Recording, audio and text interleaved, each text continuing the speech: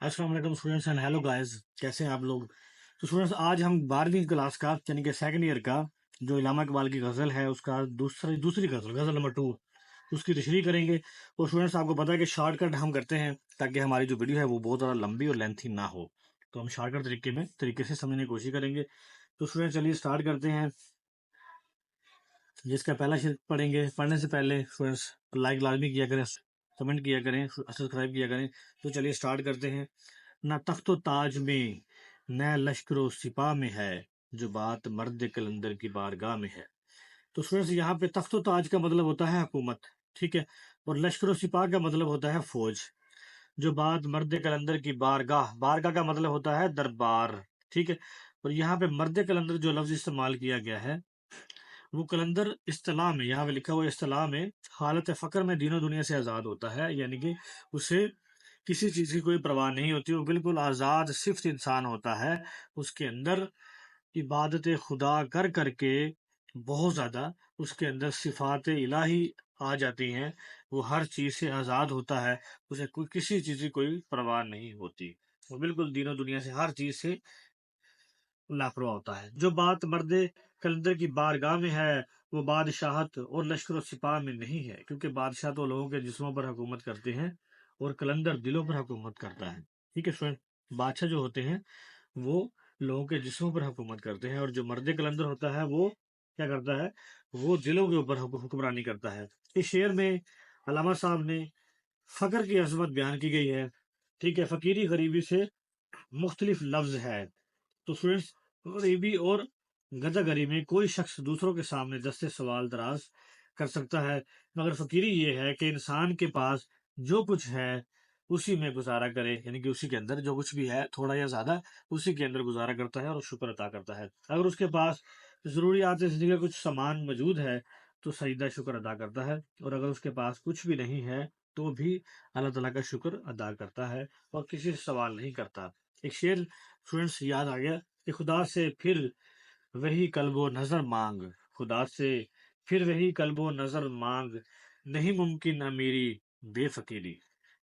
تو مرد کلندر فقیر ہوتا ہے، اسے دنیاوی مال و متاع کی کوئی لالچ نہیں ہوتی، دنیاوی دولت کی کوئی لالچ نہیں ہوتی، وہ کسی کے سامنے ہاتھ نہیں پھیلاتا، ٹھیک ہے، کسی کے سامنے سوال نہیں کرتا۔ سوال نہ کرنے کا مقصد فرینڈس کیا ہوتا ہے؟ سوال نہ کرنے کا مطلب یہ ہے کہ وہ کسی کے آگے کسی چیز مانگنے کے لیے ہاتھ نہیں پھیلاتا، جو کچھ بھی ملا ہو کم یا زیادہ یا نہ، اس کے اوپر رب کے سامنے راضی رہتا ہے، رب کا شکر ادا کرتا ہے، ہر وقت راضی رہتا ہے۔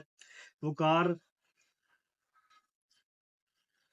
الجھ کر اپنی خودی اور خودداری کو ٹھیس نہیں پہنچاتا، نہ کسی حالات کے قدموں میں گر کر ٹھیس پہنچاتا ہے، نہ حالات میں گر کر خود کو اپنی خودی کو ٹھیس پہنچاتا ہے۔ حالات کے قدموں میں کلندر نہیں گرتا، ٹوٹے بھی ستارہ تو زمین پر نہیں گرتا، گرتے ہیں بڑے شوق سے سمندر میں دریا، لیکن کسی دریا میں سمندر نہیں گرتا۔ تو اقبال کلندری کا مقابلہ تخت و تاج اور لشکر و سپاہ سے کرتے ہیں۔ بادشاہ تخت و تاج کا مالک ہوتا ہے، وہ بہت بڑی فوج کا مالک ہوتا ہے، لیکن اس کی حکمرانی صرف لوگوں کے جسموں پر ہوتی ہے۔ لوگ اس کے اختیارات اور فوجی قوت سے خوف زدہ ہو کر اس کا حکم مانتے ہیں مجبوراً۔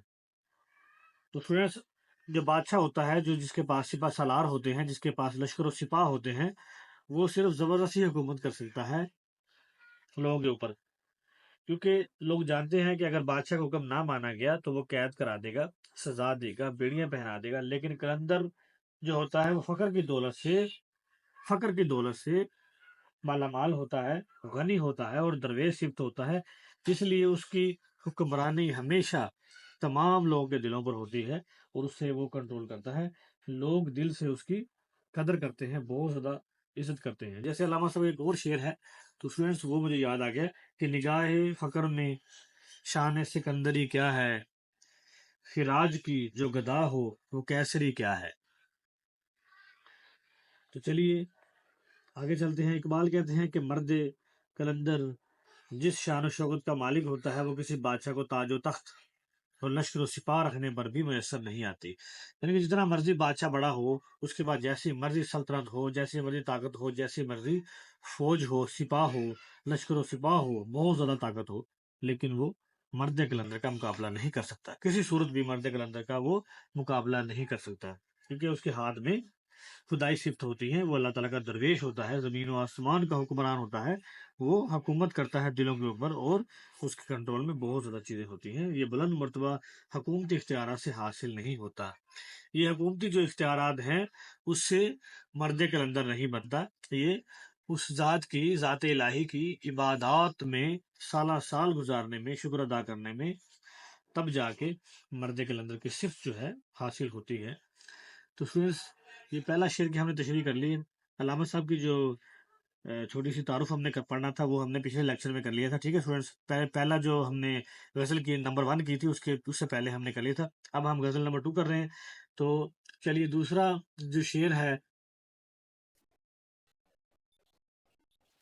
چلیے اسٹوڈنٹس دوسرا شعر کرتے ہیں اور اس کی تشریح کرتے ہیں۔ صنم کدا ہے جہاں اور مرد حق ہے خلیل، یہ نکتہ وہ ہے کہ پوشیدہ لا الہ میں ہے۔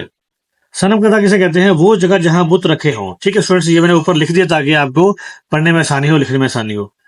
مرد حق ہے خلیل، مرد حق کیا ہے؟ وہی مرد کلندر کون ہے؟ یہاں پہ خلیل حضرت ابراہیم علیہ السلام کی انہوں نے مثال دی ہے۔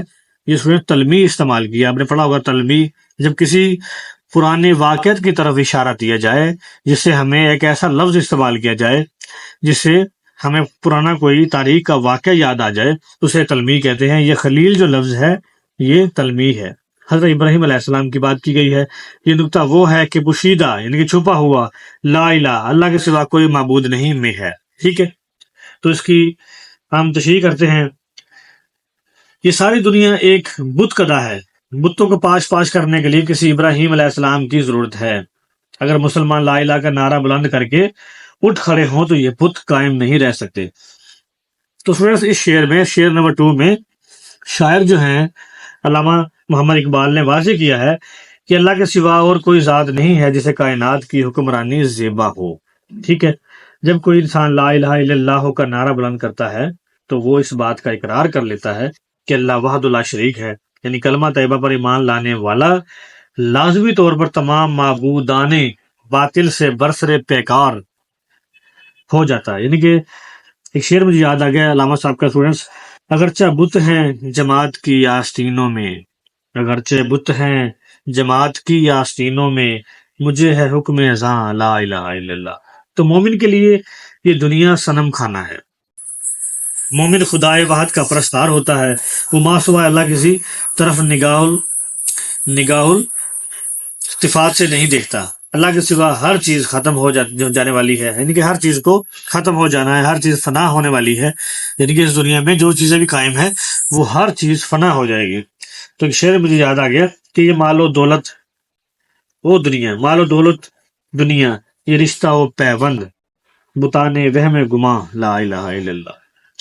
ایک بندہ مومن دنیا کی ہر چیز کو عارضی سمجھتا ہے، اس کے خیال کے مطابق دنیا صنم خانہ ہے۔ اس صنم خانے میں رہتے ہوئے مومن کو حضرت ابراہیم کا سا کردار ادا کرنا چاہیے، جیسا کہ حضرت ابراہیم علیہ السلام نے تمام بتوں کو توڑ دیا تھا۔ پرانا تاریخ میں پورا واقعہ ہے۔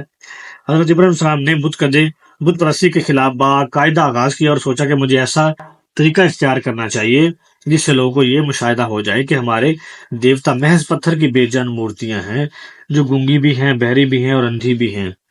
حسن اتفاق سے انہی دنوں قوم کو ایک مذہبی میلہ پیش آ گیا، سب لوگ میلے میں جانے لگے، تو انہوں نے حضرت ابراہیم علیہ السلام کو بھی ساتھ چلنے پر اصرار کیا۔ جب اصرار بڑھ گیا تو حضرت ابراہیم علیہ السلام نے ستاروں کی طرف نگاہ اٹھائی اور فرمایا، انی سکیم ہوں، میں کچھ علیل سا ہوں، یعنی کہ میری طبیعت کچھ ٹھیک نہیں۔ حضرت ابراہیم علیہ السلام کی قوم ستارہ پرست بھی تھی، لہٰذا انہوں نے ضد چھوڑ دی۔ حضرت ابراہیم علیہ السلام لوگوں کو غیر حاضری میں سب سے بڑے دیوتا کے مندر میں پہنچے اور سب بتوں کو توڑ دیا اور کلہاڑا سب سے بڑے بت کے کندھے پر رکھ دیا۔ قوم کے سردار اور پیشوا اس واقعے سے سخت دل برداشتہ ہو گئے، ناراض ہو گئے۔ علامہ صاحب نے اس شعر میں یہ پیغام دیا ہے کہ مرد مومن حضرت ابراہیم علیہ السلام کی طرف ساری عمر بتوں کے خلاف جہاد کرتا رہتا ہے، وہ بت شکنی کر کے توحید کا پیغام دیتا ہے، اور بت شکنی کرنے سے دنیا مرد مومن کی مطیع و فرما بردار ہو جاتی ہے۔ مومن کی پہچان ہی یہی ہے کہ وہ اللہ تعالیٰ کے سوا کسی کے آگے سرنگو نہیں ہوتا. تو ایک شعر ہے اسٹوڈینٹس، اپنے رازق کو نہ پہچانے تو محتاج ملوک، اور پہچانے تو ہیں تیرے گدا دارا و جم. ٹھیک ہے اسٹوڈینٹس، اس کے ساتھ ہمارا یہ والا جو ہے شعر نمبر 2 وہ کمپلیٹ ہوتا ہے. اس کے بعد ہم شعر نمبر جو 3 ہے اس کی تشریح کرتے ہیں. تو اسٹوڈینٹس یہ تیسرا شعر پڑھتے ہیں. وہی جہاں ہے تیرا جس کو تو کرے پیدا، یہ سنگ و خشت نہیں جو تیری نگاہ میں ہے. جہاں میں نے دنیا، سنگ میں نے پتھر ہوتا ہے، خشت میں نے اینٹ ہوتا ہے، تیری نگاہ میں ہے، تیرے سامنے ہے. تو اس کا مطلب یہ بنے گا اس شعر کا، اگر ہم اسے سیدھا کریں کہ اے مسلمان، تو اسی جہاں کا مالک ہے جس کو تو پیدا کرے.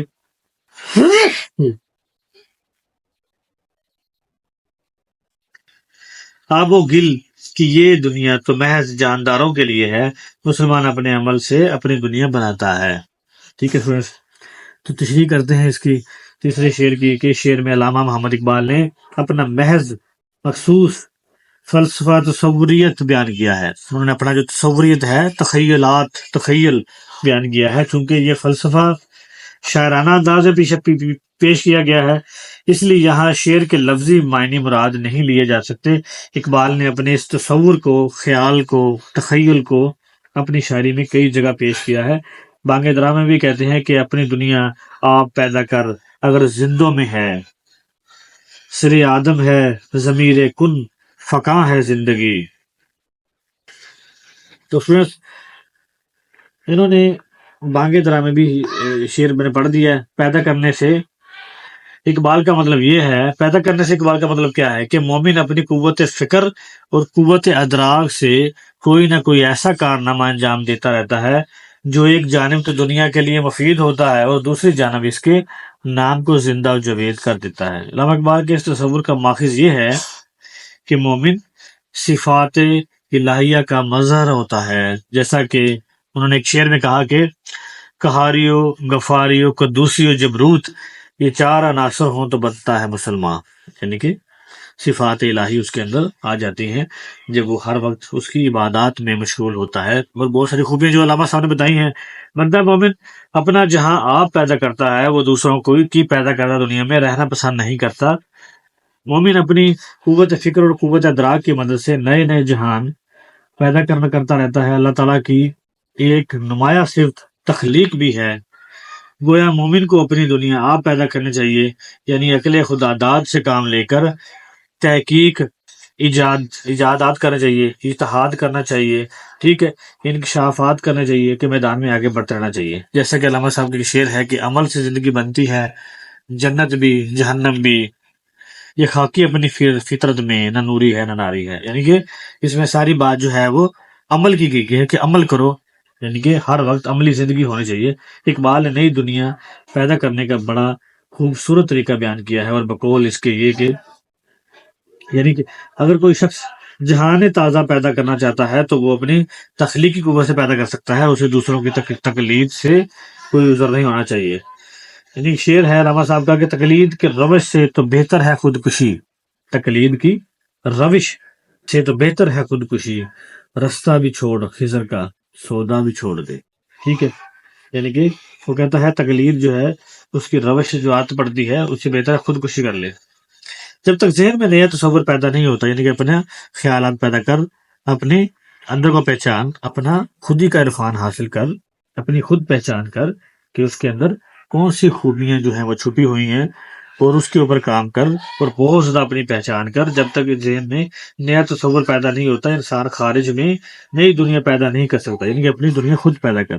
جیسے شاہین کی بات علامہ صاحب نے بار بار کہی ہے، تو وہ اپنا شکار خود کرتا ہے. تو اس کا مطلب یہ ہے کہ اپنی دنیا خود پیدا کر، خود بنا، کسی کا دیا ہوا استعمال نہ کر، کسی کا دیا ہوا کسی کے آگے ہاتھ نہ پھیلا، اپنا جہان خود پیدا کر.